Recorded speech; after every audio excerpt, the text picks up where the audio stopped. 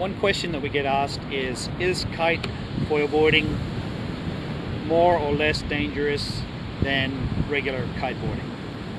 And it really depends on the rider and their attitude to learning. It's like any form of kiteboarding, you can do it in a safe way or you can do it in a dangerous way. The safest way is to learn from a certified, experienced instructor. They'll watch out for safety for you. They will create a safe environment and they're going to tell you what not to do, as well as the right way to do things. So that's probably the safest approach. There's precautions that any kiteboarder can take. Obviously, safety gear, you should consider mandatory the helmet, and other safety gear is the more skin you cover up, the better. I personally like to wear full-length pants, a full-length wetsuit, booties for just incidental things like kicking rocks, kicking the fins and the foils, and I also go the extra step of having some shin guards, and they've saved me quite a few times.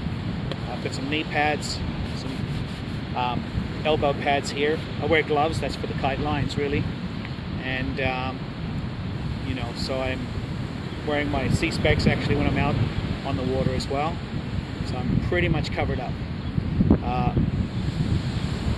That is the precautions I can take to make kite foilboarding a little bit safer.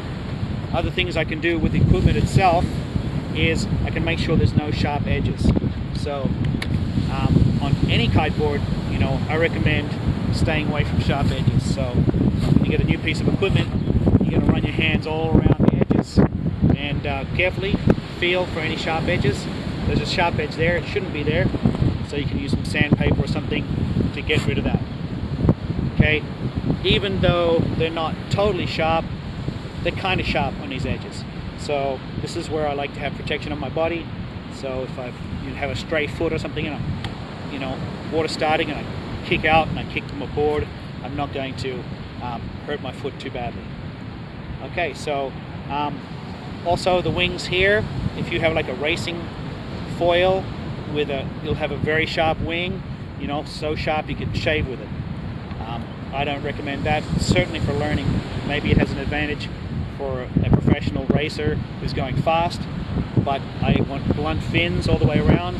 Doesn't slow me down, doesn't affect my performance. And again, if my board comes with sharp edges, I'm going to get sandpapered and just knock those down so that it's a much more user-friendly edge.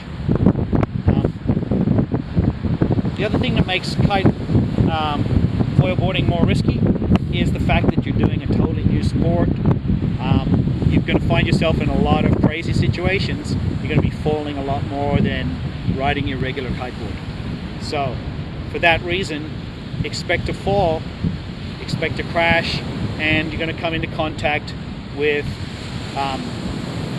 the different parts of the board. Okay, so don't fear the board, but just expect it to come into contact with you a little bit. Use more board control, don't go out in crazy winds, and kite foilboarding should be safe and fun.